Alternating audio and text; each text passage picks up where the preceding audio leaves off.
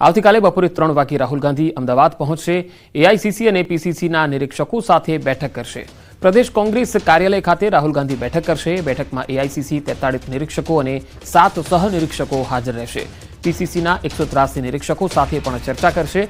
નિરીક્ષકોની શું કામગીરી છે તે અંગે માર્ગદર્શન આપશે। 16 એપ્રિલના રોજ અરવલ્લી જિલ્લાના મોડાસા ખાતે જશે। મોડાસામાં પાયલોટ પ્રોજેક્ટ શરૂ થશે। 16 એપ્રિલે બપોર બાદ દિલ્હી જવા નીકળશે। વધુ માહિતી મેળવીએ, સંવાદદાતા પ્રણવ પટેલ જોડાયા છે। પ્રણવ, રાહુલ ગાંધીની આ ગુજરાત મુલાકાત કેટલી મહત્વની હશે અને આ મુલાકાતમાં નવી જે નિમણૂકો થવાની છે તેને લઈને શું અપડેટ? ચોક્કસ કોંગ્રેસ પાર્ટી માટે એક નવજીવન કહી શકાય તે આપવાનું કામ રાહુલ ગાંધી ગુજરાતમાં કરી રહ્યા છે। 2 દિવસ પહેલા જ 3 દિવસ પહેલા જ અધિવેશન પતે છે। તમામ કોંગ્રેસનું લીડરશીપ અહીં હોય છે। ફરી વખત ગુજરાતમાં રાહુલ ગાંધી ગુજરાતની મુલાકાત આવી રહ્યા છે। આગામી 15 અને 16 2 દિવસ રાહુલ ગાંધી ગુજરાત રહેવાના છે। 15મી એપ્રિલના રોજ બપોરના 3 કલાકે કોંગ્રેસ કાર્યાલય ખાતે જે પાર્લેજ સ્થિત આવેલું છે પ્રદેશનું કોંગ્રેસ કાર્યાલય, ત્યાં તેઓ બેઠક કરશે। તેની અંદર એઆઈસીસી અને સાથે જ પીસીસીના જે નિરીક્ષકો નિમણૂક કરવામાં આવી છે તો તમામ લોકો સાથે સંવાદ કરશે, તમામ સાથે બેઠકો કરશે, તમામ સાથે પ્રેઝન્ટેશન કરશે કે કઈ રીતે કામગીરી કરવાની છે। તો સાથે જ આ મુલાકાત એટલા માટે મહત્વપૂર્ણ બની રહે છે કારણ કે જે જિલ્લા પ્રમુખો ઉપર ભાર મૂકવાની વાત થઈ છે કોંગ્રેસ પાર્ટી તરફથી, જિલ્લા પ્રમુખને વધુ મજબૂત કઈ રીતે કરી શકાય, તેને વધુ સશક્ત કઈ રીતે બની શકાય તેના પ્રયાસના ભાગરૂપે જ રાહુલ ગાંધી અહીં આવી રહ્યા છે। અમદાવાદ ખાતે 15મી એપ્રિલ અને 16મી તારીખે અરવલ્લીના મોડાસા ખાતે તેઓ ઉપસ્થિત રહેશે। ત્યાંથી સમગ્ર દેશભરનો જે પાયલોટ પ્રોજેક્ટ છે, જિલ્લા પ્રમુખોની નિમણૂક, જિલ્લા પ્રમુખોની શું કામગીરી છે, તે જે સંગઠનનું પર્વ યોજાઈ રહ્યું છે કોંગ્રેસ પાર્ટીનું, તો તેને લઈને અરવલ્લીથી જ સમગ્ર દેશનું જે પાયલોટ પ્રોજેક્ટ છે, જિલ્લા પ્રમુખોની જવાબદારી, તે આખા પ્રોજેક્ટની શરૂઆત છે તે અરવલ્લીથી કરવામાં આવશે। તે માની શકાય કે 2 દિવસનો રાહુલ ગાંધીનો ગુજરાત પ્રવાસ એ કોંગ્રેસ પાર્ટીને એક નવું જીવન આપવા માટે મહત્વપૂર્ણ બની રહેશે। જી પ્રણવ, આભાર માહિતી આપવા માટે।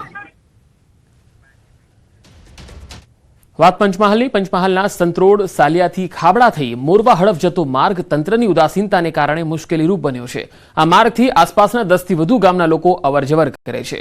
આ માર્ગ ઉપર ખાબડા ગામમાં મુંબઈ દિલ્હી કોરિડોર નજીકથી એક કોતર પસાર થતું હતું, જેના પાણીના નિકાલ માટે કેનાલ બનાવાઈ। અગાઉ કોતરની પહોળાઈ વધુ હોવાથી પાણીનો પ્રવાહ ધીમે ધીમે વહેતો, પરંતુ કેનાલ બનાવવામાં આવતા હવે પાણીનો વ્યાપ વધ્યો છે। પાણીનો પ્રવાહ વધતા ગત ચોમાસામાં કોઝવેનો એક ભાગ તૂટી ગયો હતો, જેથી અહીંથી પસાર થતા વાહન ચાલકો અને રાહદારીઓ માટે એક જ સાંકડા ભાગમાંથી પસાર થવું પડે છે। ઉપરાંત અહીં કોઈ ભયસૂચક બોર્ડ કે આળસ પણ મૂકવામાં આવી નથી, જેથી રેલિંગ વિહોણા કોઝવેમાંથી અજાણ્યા વાહન ચાલકો કોતરમાં પટકાઈ ઈજાગ્રસ્ત થતા હોવાની ઘટનાઓ પણ બની ચૂકી છે।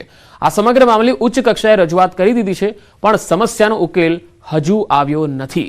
વહેલી તકે આ કોઝવેમાંથી પાણીનો યોગ્ય નિકાલ થાય, એવું સમારકામ થાય એવી લોકોની માંગ છે।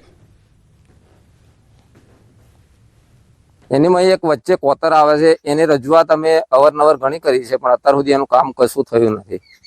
અને જો આ સિઝનમાં 2 મહિના રહ્યા છે, એમાં ના થાય તો ચોમાસામાં બહુ મોટી મુશ્કેલી પડે એવી છે। અમારે બાજુના ગામડામાં જો માતરિયા કે ખાબડા જવું હોય તો અહીંથી અમારે 10 કિલોમીટરનો ઘેરાવો ફરીને જવું પડે એવી પરિસ્થિતિ છે। અત્યારે અમારે બોક્સ કરવાની જરૂર છે, બોક્સની તો આપી દે તો પાણી નિકાલ થઈ શકે। અત્યારે પરિસ્થિતિ એવી છે કે એને તાત્કાલિક નિર્ણય લે પગલા, પણ અત્યાર સુધી કોઈ સર્વે નહીં આવ્યા કે કોઈ અધિકારીઓ સાહેબ જોવા આવ્યા નથી। ખાબડા ગામમાંથી પસાર થતા જે નેશનલ હાઈવે કોરિડોર છે તેની બાજુમાંથી પાણીના નિકાલ માટે કેનાલ બનાવવામાં આવી છે ને આ કેનાલ જે બનાવવામાં આવી છે ત્યાંથી જ એક માર્ગ પણ પસાર થઈ રહ્યો છે, જેના ઉપર એક નાળું બનાવવામાં આવ્યું છે। નાળાને હાલ કોઈપણ પ્રકારની જે પ્રાથમિક રીતે જે સૂચક બોર્ડ મૂકવા જોઈએ એ નથી મૂકવામાં આવ્યા। સંલગ્ન તંત્ર દ્વારા અહીંયા રેલિંગ પણ નથી બનાવવામાં આવી। સાથે સાથે નાળાનો જે ભાગ છે તે તૂટી ગયો છે, બીજી તરફનો જે ભાગ છે તેના સળિયા દેખાઈ ગયા છે, અને જેને લઈને અહીંયાથી પસાર થતા કેટલાય વાહન ચાલકો પટકાઈ રહ્યા છે। અહીંના સ્થાનિકો દ્વારા નેશનલ હાઈવેના જે દિલ્હી બોમ્બે કોરિડોર છે તેઓના સંલગ્ન જવાબદારોને સાથે સાથે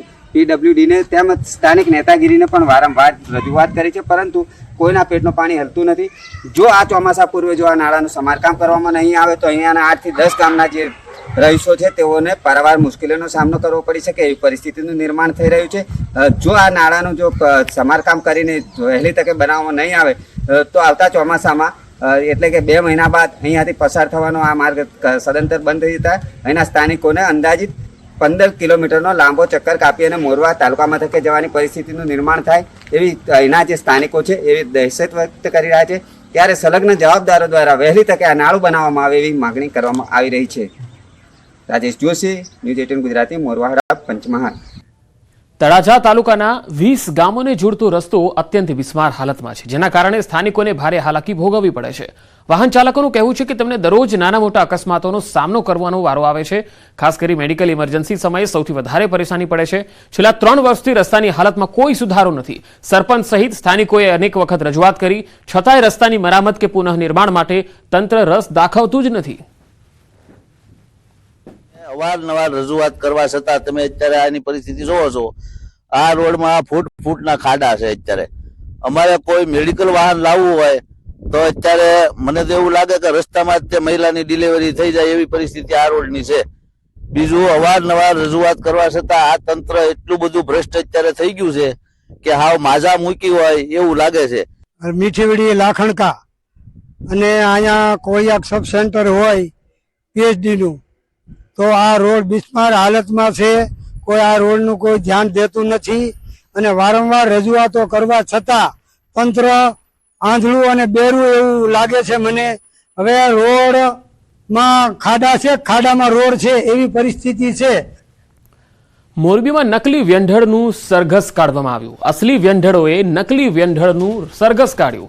વ્યંઢળ બનીને રૂપિયાની ઉઘરાણી કરતો હતો. નકલી વ્યંઢળને જાહેરમાં જ મેથી પાક ચખાડવામાં આવ્યો.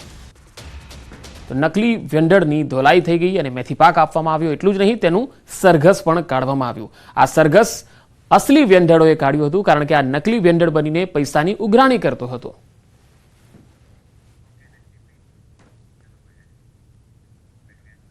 આધુનિક યુગમાં લુપ્ત થતું બળદગાડું અમીરોની ફેશન બનતી જઈ રહી છે. મોંઘીદાટ લગ્નોત્સવ અને ફાર્મ હાઉસ કે હોટલોમાં બળદગાડુનું સુશોભન તરીકે ઉપયોગ